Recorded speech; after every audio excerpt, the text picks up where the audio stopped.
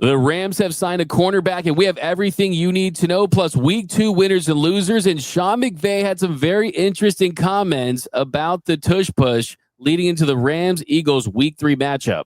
That's coming up next on Locked On Rams.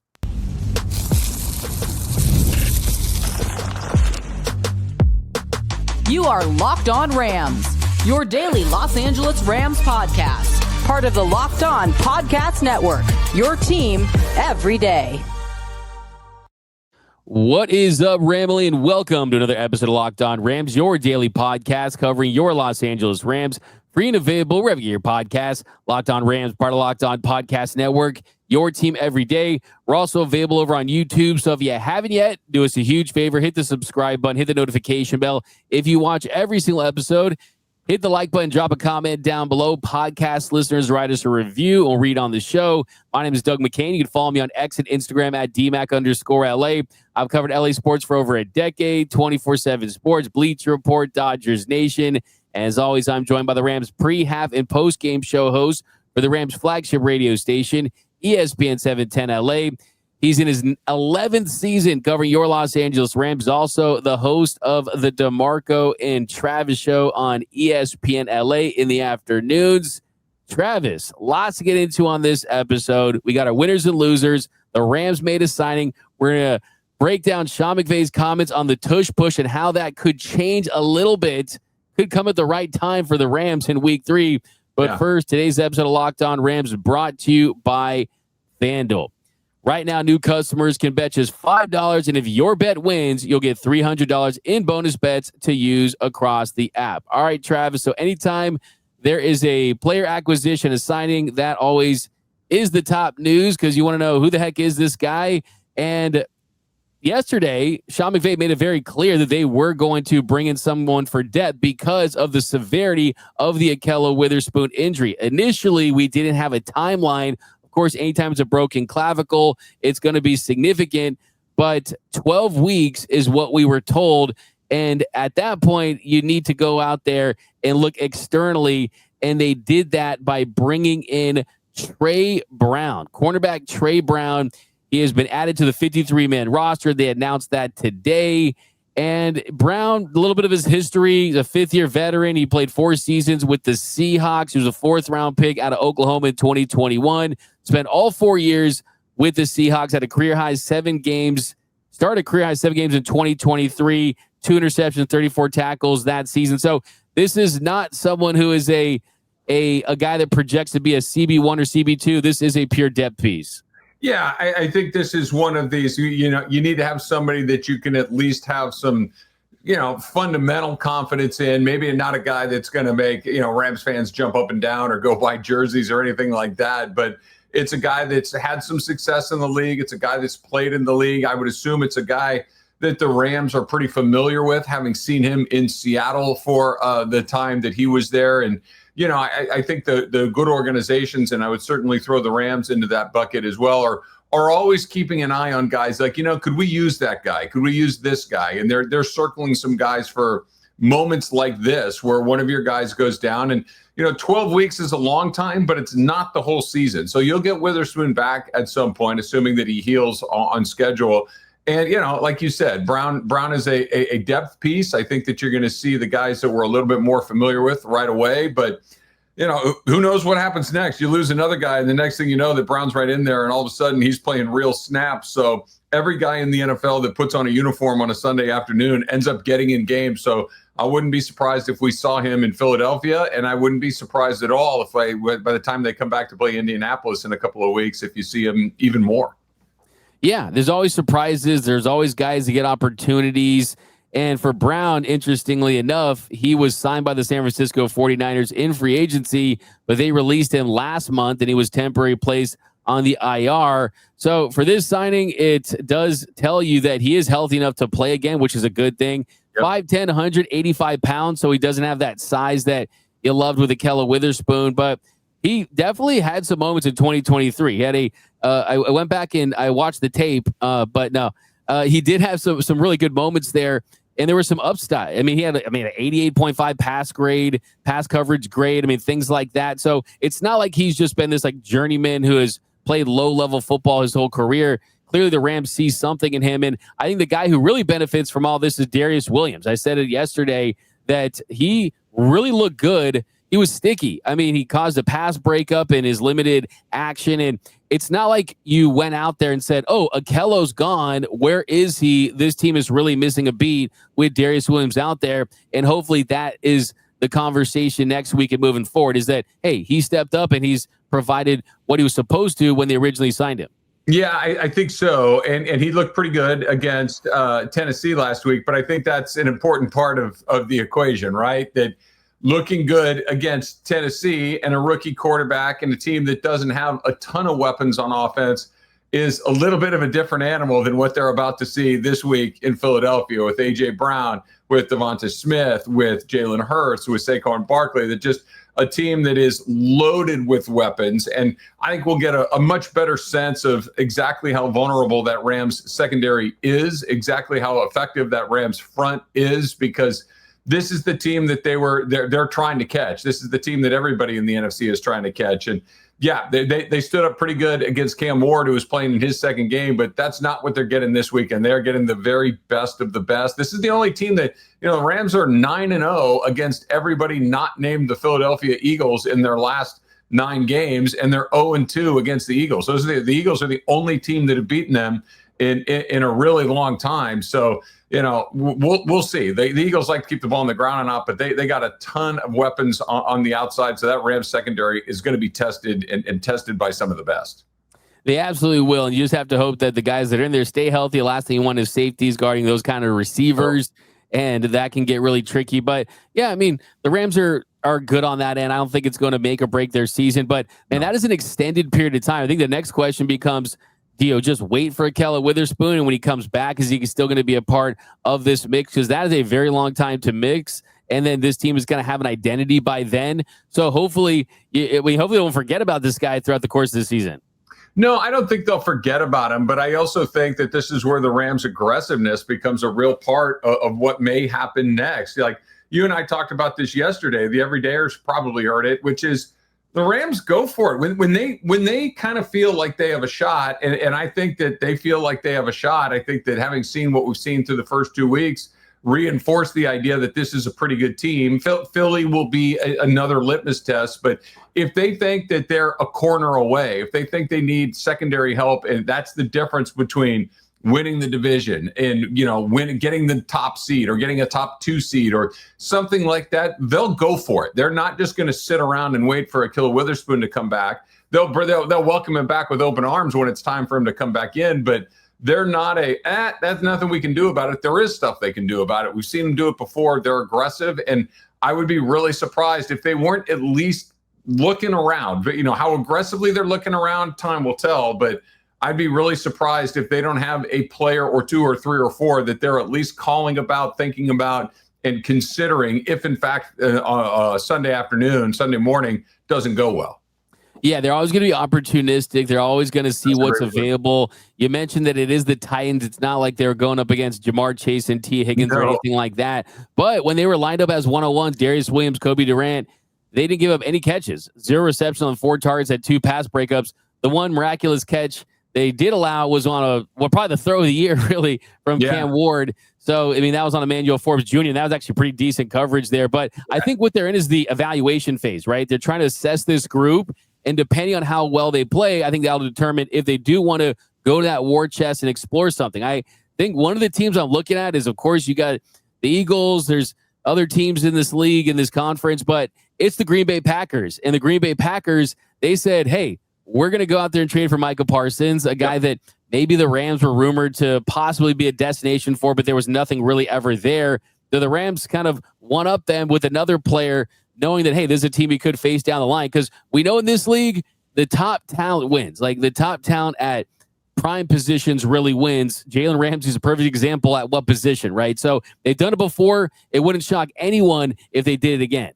I like your point about Mike Parsons, that the Packers is similar to the Rams in other seasons, and I think similar to the Rams in this season. They're like, we're really close. Like we're really close. Are we better than Philadelphia?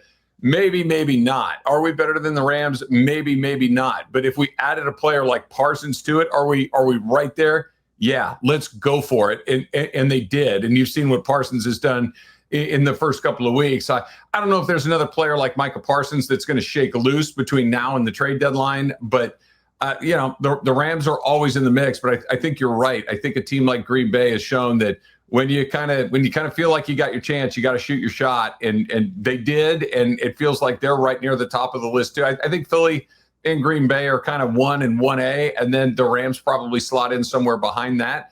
But we still got some time to see what that roster is going to look like before you go into that final push.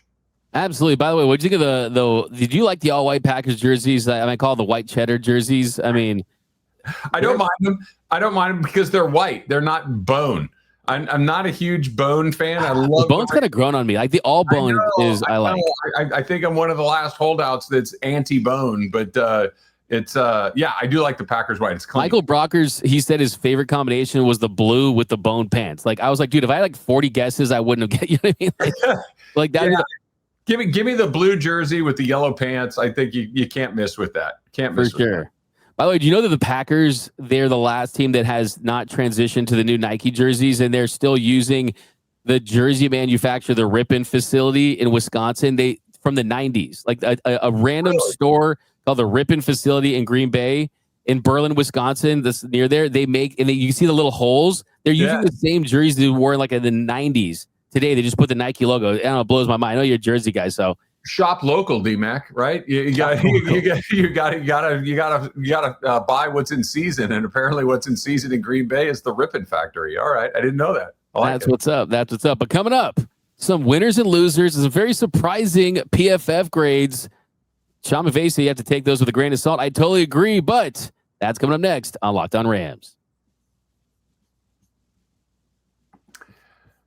Mazda crafts cars for those who do more than simply move. Mazda delivers confidence with every ride, with more IIHS top safety picks plus awards than anyone else. That as of August of this year. From footwork to breath work, athlete sweat, all the details. You ever met one of these guys? They are all about the details. And Mazda, they bring the same intention to how they craft every single model. You can make everyday drives feels like anything but, from smooth handling to intuitive controls. Like players, they sweat every single detail, because when you make every move count, impossible becomes irrelevant. Mazda, move and be moved.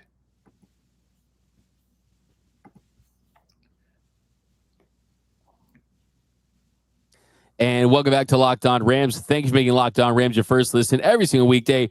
Free and available wherever your podcast. Locked On Rams, part of Locked On Podcast Network. Your team every day. Also, a special shout out to those every listeners out there watching, listening to every single episode of Locked On Rams. Cannot thank you enough. Tons of new viewers, tons of new listeners lately. And don't just listen to one episode. Don't just listen to 2 or 3. Don't watch 1, 2, or 3. Watch every single episode we drop, and then you'll be a part of that Everyday Listeners Club, and you'll be the most informed Rams fan in the game. So definitely join the Everyday Listeners Club, and you won't miss a thing about your favorite football team. All right, Travis, here in our second segment, do some winners and losers from week 2. Yeah. So let's start on the positive side, and this is kind of a sneaky winner. I mean, we talk about a lot of these guys right out of the gates, right? The Pukas, the Devontaes. How about Davis Allen? Tight end Davis Allen, with Kobe Parkinson out with the injury, with Terrence Ferguson. He made some plays, special teams kind of getting in the mix. But Davis Allen, I think, is firmly tight end too. And he's had this touchdown machine. He caught Stafford's first touchdown last week, got a touchdown where he stretches and hits the pylon, shows massive triceps there. I think he might be that dude in the red zone. Yeah, look, go ahead and cash your ticket if you had, Davis being the guy that would lead the team in receiving touchdowns after a couple of weeks. It's remarkable. He's been really good. I like that play that you talked about at the goal line. That was an incredibly athletic play. It's interesting. I think we both kind of made a mistake when you're talking about Terrence Ferguson. Oh, he's going to be the guy. They never use those guys. When they get tight ends, those guys sit on the bench for a long time. They don't play very much. When they went out and got Hunter Long, he doesn't play. They go and get Colby Parkinson, he doesn't play. They go out and get Davis Allen, he doesn't play. No reason to think that Terrence Ferguson was going to come in and be a big part of this offense right away. It takes some time for those guys to get on the field. And Allen is the guy that, has been in the system for a little bit. It feels like Matthew Stafford's getting some trust in him. Sean McVay is getting some trust in him. And, you and I have talked about it a million times. That's the position that we're waiting to see get unlocked, because you just know they're going to be open with Devontae doing what Devontae does, with Puka doing what Puka does. That there's always going to be an option, or an opportunity, I should say, to find that tight end. And Davis Allen is really taking advantage of it. It's been really good to see.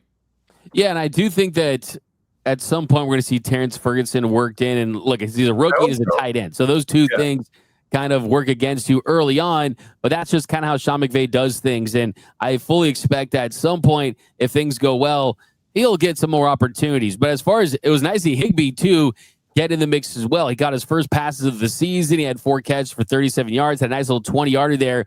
But Davis Allen is almost becoming the Rams version of Chris Carter, right? All he does is catch touchdowns, right? And he has 2 catches this year, both touchdowns, right? I don't think he's going to.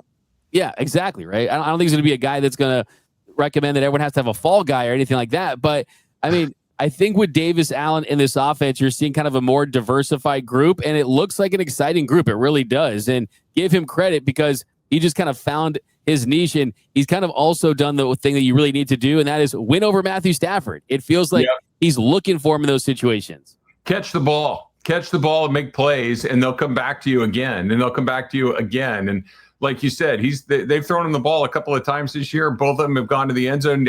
I would be really surprised if Matthew Stafford, when they get into that red zone area, if he's not thinking, okay, look, I'm always going to look for Devontae and Puka, but I know that I have a third pretty good option in Davis Allen. I hope it continues like that.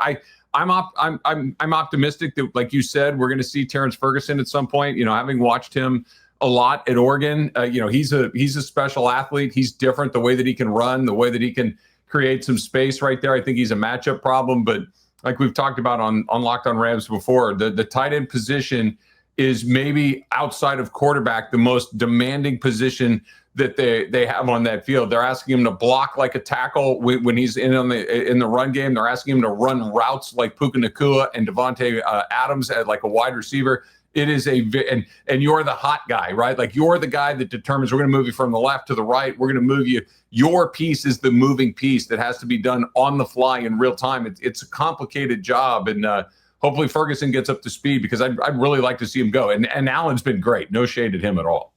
Absolutely. And an 89.4 PFF grade. That was the highest on offense. And then for the first horns down, of course, they're winners in life, but as far as just how they perform this game relative to the other players, Poona Ford. I would kind of save this segment for some deeper cuts, right? And Poona Ford's a guy that we talked a lot about in the offseason, kind of one of these moves almost on the margins, kind of a missing piece type of player, considering the Rams defense, especially stopping the run game. Their struggles with that last year. Wasn't a great afternoon for Poona Ford. You're expecting to see a little bit more from him. And you look at Tony Pollard, he had 92 yards on 4.6 yards per attempt. And if that game was a little closer, you would be a little more concerned about the Rams' run defense. And Poona Ford, he finished the week with just 1 tackle, and it wasn't for a loss or anything like that. So want to see more from Poona. Well, like you said, this is the Tennessee Titans and Tony Pollard, right? This is a team that I know had rebuilt their offensive line during the offseason, and they're probably trending in the right direction, but it's certainly not one of the great offensive lines in the NFL. Well, look what you get next, right? Like, if you're struggling against Pollard in Tennessee, what does it look like against Barkley and the Philadelphia Eagles? We saw it last year where Barkley felt like he had 1 million runs for 1 million yards. They just did not have an answer for him. Poona Ford brought in, I think in large part, to try and slow down some of what we saw from Barkley last year. And, they have to find a way to maybe not eliminate that, because Barkley's such a great player, but at least try to reduce the effectiveness of Barkley. And if you're having a little trouble with Pollard, Barkley's a different sort of athlete. So I'm curious to see what's going to happen against Philly. Yeah, that's going to be a major test, and if he flexes his run-stopping muscles during that one, all be forgotten in that Week 2 game. But it's something to monitor for sure. As far as winners go, I think not only just for this game, but I think if you're going to list out the big winners so far to start this season in 2 games, it's Byron Young. I mean, Byron Young has absolutely leveled up. He has 3 sacks now on the season, had 2 against the Titans. And I think the biggest thing, too, was It's a 20-16 game. It's a close game. He had a strip sack on Cam Ward, and that led to basically the knockout blow by the Rams. So that was such a meaningful play. They went on to score 13 fourth quarter points after that play. And all the talk was about Jared Verse and being a potential defensive player of the year, and he's still getting his season going. Well, Byron Young has been the star on defense, even more productive than Verse, Fisk, or Kobe Turner. Yeah, I think that 1 + 1 = 2 in that regard. I think one of the reasons that Young has been as good as he has, and this is nothing negative on Byron Young at all.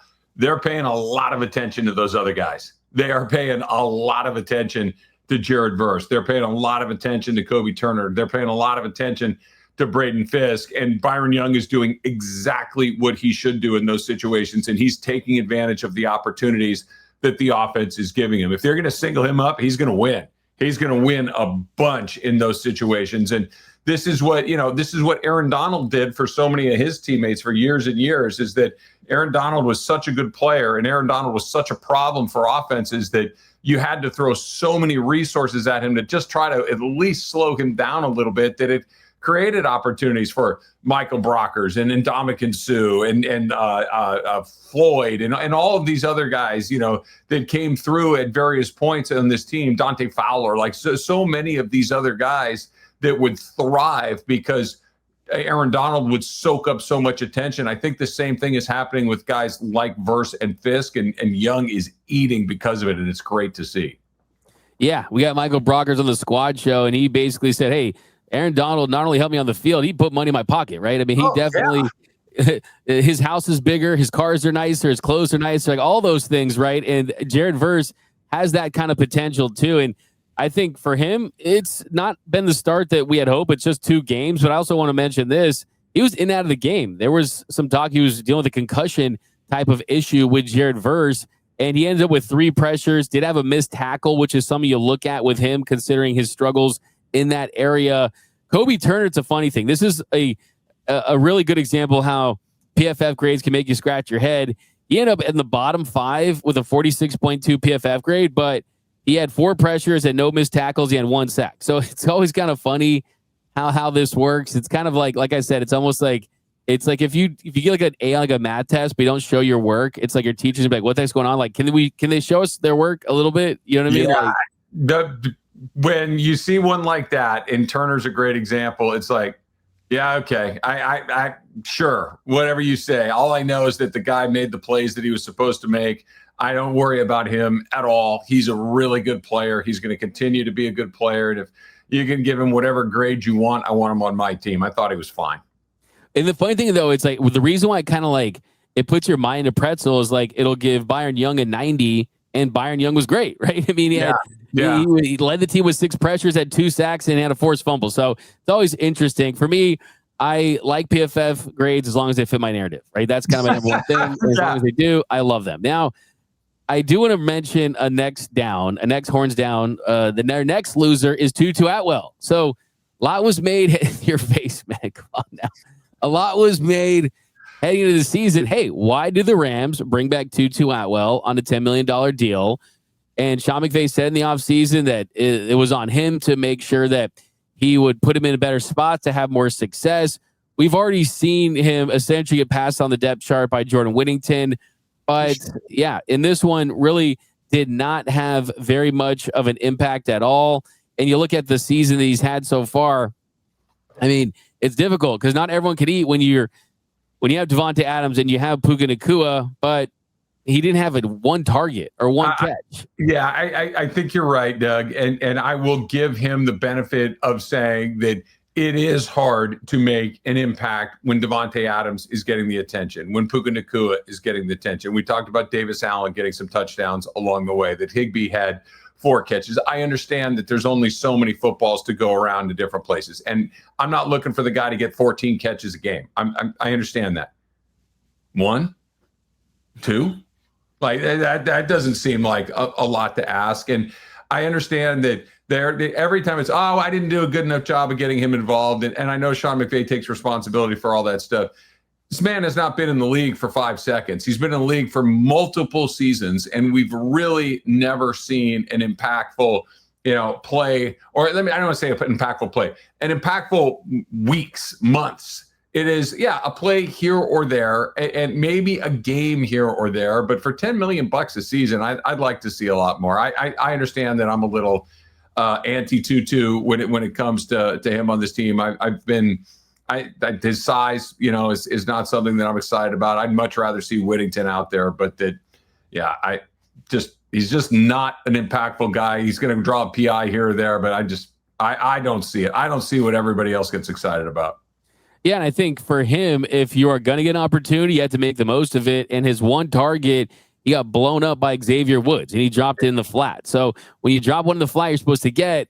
They're going to be hesitant to drop plays for you, and Matthew Stafford is going to be hesitant to go to you in those situations. So hopefully, like you said, use him on go routes, try to open things up for other guys, take an occasional shot for him. But I think one thing you love about this Rams team, and one thing that a lot of the players that are very productive have in common, is if you're not catching the ball, you're blocking. If you're not blocking, you're catching the ball. If you're catching the ball over the middle, you're running streaks. If you're Puka Nacua, you can do it all, right? So that's kind of one thing that you really admire about this group and this team and the players they put on this team is their versatility. And with him, he doesn't have that much versatility in his game, and that's why I don't think he gets the ball a lot. But coming up next, real quick, we're going to talk about the tush push and look ahead to the Eagles. And Sean McVay had some comments on the tush push that could change the outlook of that play in week 3 that could help the Rams. That's coming up next on Locked On Rams.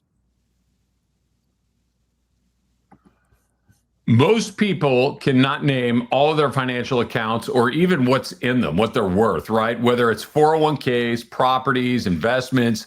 And when you don't have the full picture, you can end up leaving money on the table. That's why there's Monarch Money. It's an all-in-one personal finance tool that brings your entire financial life together in one clean, easy-to-use interface on your laptop or on your phone. And Monarch, it does the heavy lifting for you. You can link all of your accounts in just minutes. You can see clear data visuals, get smart categorization of your spending, and finally feel like you're in control of your money without ever having to touch a spreadsheet. Monarch makes it super easy to review finances with your partner, right? You're married, you have somebody that you share your finances with. Everybody can see budgets, goals, and spending activity in one place. It is a great way to make sure that everybody is on the same page at the same time. So don't let financial opportunities slip through the cracks.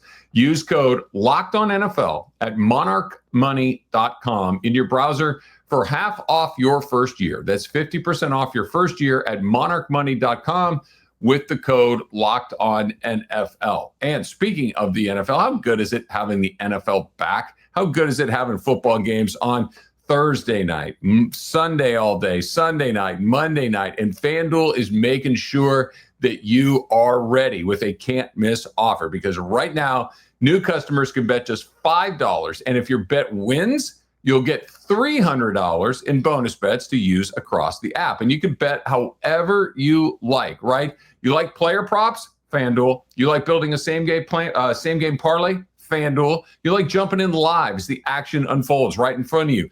FanDuel. It's quick and easy, and it's the best way to add just that little something extra to your Sundays and Mondays and Thursdays. So, are you ready to play? Download the FanDuel app right now by visiting FanDuel.com to get started. That's FanDuel.com to place your first $5 bet.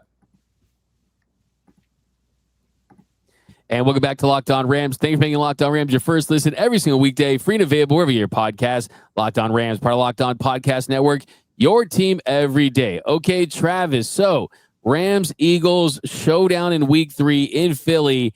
And one of the storylines is going to be the tush push. And that is because if you watch the Chiefs versus the Eagles, not only did they utilize the tush push, but it was clear they got away with multiple false starts. Yeah. They clearly impacted that play, one that led to a touchdown. If you look at this stuff, it's crazy. The ball's still on the ground, and they're moving forward. It's just kind of ridiculous.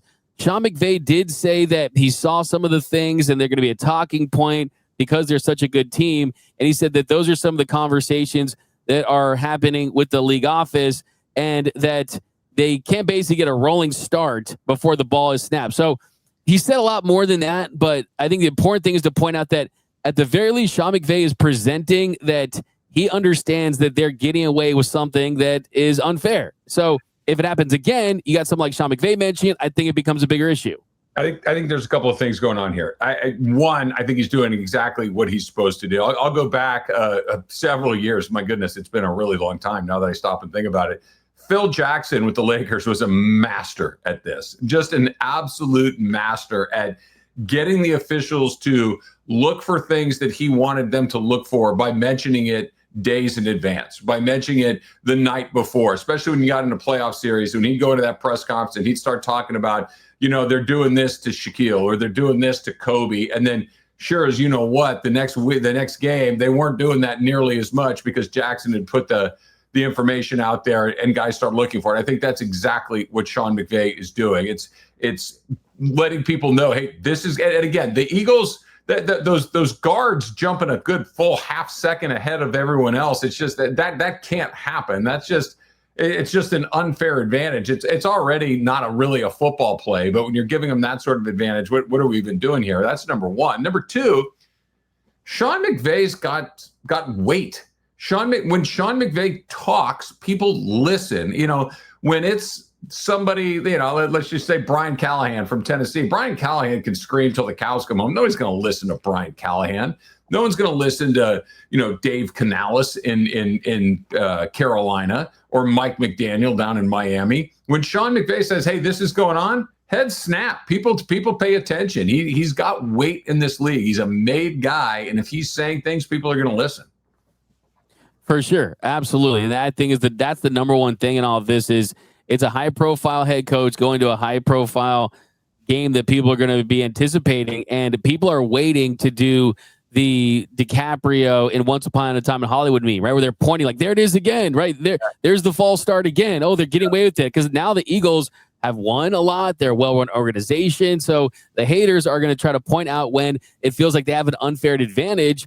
And go back to the owners' meeting. I mean, they're very close. They were very close to banning this thing. They had like 24 votes. They got like 22.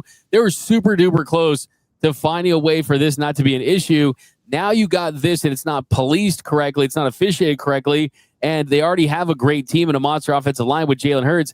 It almost feels like there's something so anticlimactic about it as well, right? It's not a football play. It's some sort of quasi rugby. I don't know what the heck it is. And I get it. It works. It's not against the rules. And I guess that you got to try to find a way to stop it. And once in a blue moon, I know Kansas City stopped it once on Sunday, but yeah, and here's the other thing too, D-Mac. And at the end of the day, I think this is important because, all of this stuff, whether we're talking about the Dodgers or the Lakers or the Rams or the NFL, this is an entertainment product, right? This is something that we have to like watching, and this is not a fun play to watch. It's stupid. So I do think that it'll probably be illegal next year, but it's not going to be illegal on Sunday. So Rams fans should get used to seeing it coming up in about 5 days. For sure. No, absolutely. I mean, there's that famous picture of the Ice Bowl with Bart Starr, and he's going into the end zone, and Chuck Mercein is right behind him. He's got his hands up. That was back. Everyone thinks he's marking for a touchdown, but really he's had his hands up to show the ref that he wasn't pushing anyone. Not pushing, right? There was a time when this was not legal. Right? It's like, yeah, I agree with you. It's boring. It's uninteresting. It's somebody's going to get their legs snapped in half too at some point, and then we'll adjust it. I hope that doesn't happen, but it feels inevitable when you got 8,000 pounds of human beings laying on top of each other. Something bad's going to happen. So, I don't like it either. Hopefully they can get those last couple of votes to get rid of it next season because it's not a football play for sure. And we'll see how it impacts the Rams because you think we're mad now. Wait till you see how if this leads to Rams loss, it's gonna get mad. We're gonna be mad, Travis, furious, D-Max. It's not gonna be fun. But that's gonna do it for this episode of Locked On Rams. My name is Doug McCain. You can follow me on X and Instagram at DMac_LA. Until next time, whose house? It's Locked On Rams house.